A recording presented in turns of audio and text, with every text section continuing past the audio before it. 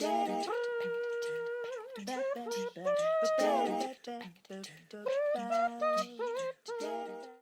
there, innovation champions. Melissa Dinwiddie here. You may already know that for about 15 years, I made my living as a professional calligrapher and artist, specifically a ketubah artist. So what that means is that I specialized in creating Jewish marriage contracts. And for the first half of that time, I specialized in hand illuminating these Jewish marriage contracts for couples who wanted something one of a kind. So every one of those projects came with a hard deadline because the wedding date doesn't move because the artist is, still finding the right concept.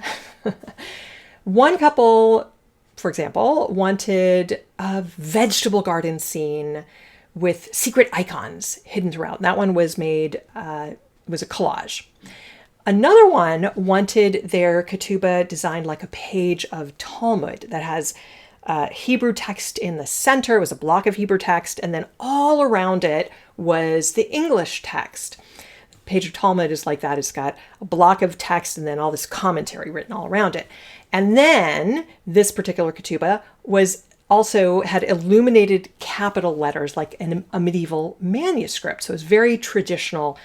It also had gold leaf and it was very labor intensive, shall we say.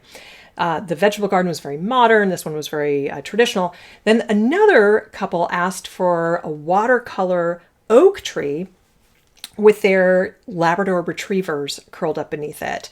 As you can tell, my style would have saved me a lot of time and probably headache if I had just had one very, very particular style. But no, I had lots of different styles. And for this one with the oak tree, I was not and am not an animal portrait artist. This one nearly broke me. I sketched, I balled up the sketch, I sketched again about a dozen times, convinced that each attempt was a failure. Until probably the 13th one finally worked. And I gotta tell you, my palms were sweating when the bride came to pick it up. Whew, my heart was beating. But thankfully, she loved it. All was well. In any case, here's what I didn't expect. Years later, when I moved away from commissioned work into a line of prints and ultimately invitations as well that customers could order off my website, the hard deadlines disappeared. Now, this was intentional on my part to relieve a lot of stress. And I thought that it would be a huge relief. And at first it was because, there was no more balled up sketches, no more sweaty palms. But something else disappeared too. New designs. Without a deadline forcing me to start, there was no urgency compelling me to finish. It was just too easy to wait for, a good idea to strike. So I produced far fewer new designs. Not because I'd run out of ideas, but because I had run out of reasons to stop waiting. Because here's the thing, waiting isn't patience. It's just perfectionism wearing a nicer outfit. And this is a pattern that I see constantly in teams handed what I call an innovation mandate. Leadership wants breakthrough thinking, but nobody sets a real deadline for the messy, unfinished, possibly bad, actually probably bad first attempt. So the team waits. They call it, still gathering input or not quite ready to bring this forward. And it looks like diligence. It's actually the same thing that happened to my print line. Permission to never start. Now, I don't want you to think that I didn't have a print line because I did. I ended up having a line of probably a couple dozen prints, but it just took a long time to get there. Now, here's the reusable model that I want you to steal. I call it the deadline effect. Now, with a real deadline, here's what happens. You start ugly.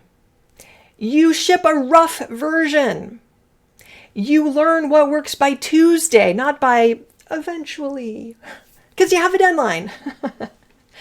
Without one, you wait. You wait for the idea to feel ready. You produce nothing.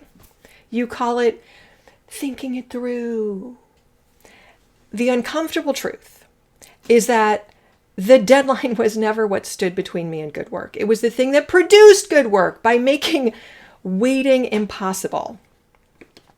So, what does this look like at work? And my cat has decided that he's going to join me here. You don't need a real wedding date to get this effect. You need a manufactured one. Now, that can be a 48-hour rough draft due rule before any idea gets refined. It can be a standing, we ship something imperfect every Friday kind of rhythm. Or it can be as small as, you have until 3 p.m. to bring me the ugly version. This is exactly what Make Crap, the second step in my Create the Impossible framework, is built for. Play hard, which is step number 1, gets people loose enough to try. Make Crap, step number 2, gives them a forcing function to actually produce something instead of polishing a plan that never ships. And step 3, learn fast, is what happens once there's something real on the table to react to. Now, none of that works if, we'll get to it when it's ready, stays on the table as an option. The real cost of waiting was never the lost time. It was the lost reps. The versions I never made, the feedback I never got, the 13th sketch that that never had a chance to exist because there was no deadline forcing me to make the first 12. If your team is circling the same idea for the 3rd meeting in a row, they don't need more time to think. They need a deadline, an artificial one if that's all you've got.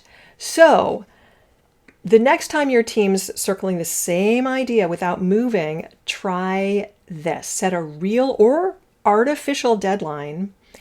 Even something as small as rough version due by 3 p.m.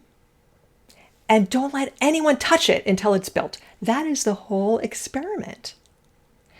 If you want all 52 experiments, a lot like this one, grab a copy of Innovation at Work. You can use the QR code or link is right below. And you can also get a special leadership edition, which is available only on my website, which includes an exclusive 5-part Innovation Leaders Edge video series. It's got everything you need to run your first micro experiment, get leadership buy-in, and build lasting innovation culture. And if you're sitting on a team that keeps still thinking it over instead of shipping and could use a thought partner, grab a free innovation strategy session at innovationatworkbook.com/call. Use that QR code. Link in this is in the description. And I'd love to have a chat with you. And if this was useful, hit like, subscribe, and ring the bell so you don't miss the next one. Until next time, stay curious, stay playful, and keep creating the impossible. Ciao.